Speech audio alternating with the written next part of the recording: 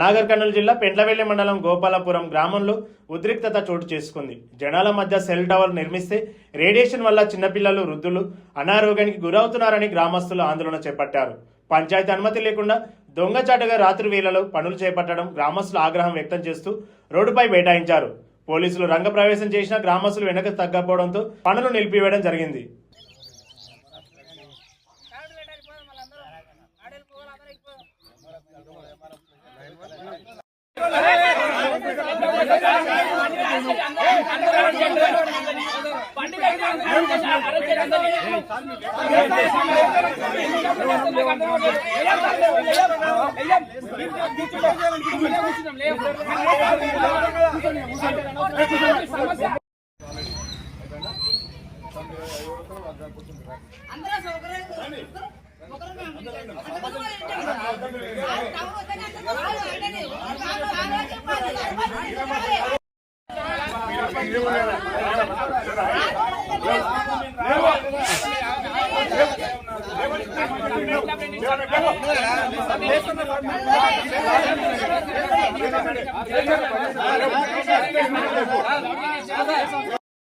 Cell tower వేస్తున్నారా?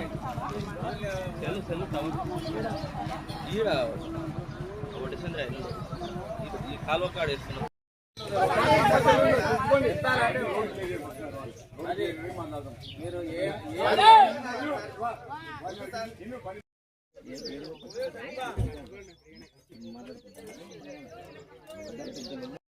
గోపాలపురం వల్ల 10వ అడుగు పిల్లలకి ఇబ్బంది, పెద్దలకు ఇబ్బంది, న్యాయసండి పాలన బాలల మనుషులకు ఇబ్బంది. ఈ టవర్ ఇక్కడ వేయొద్దు. 10వ వార్డులో ఇండ్లకు దగ్గర ఉంది. చాలా ప్రాబ్లాలు అవుతున్నాయి.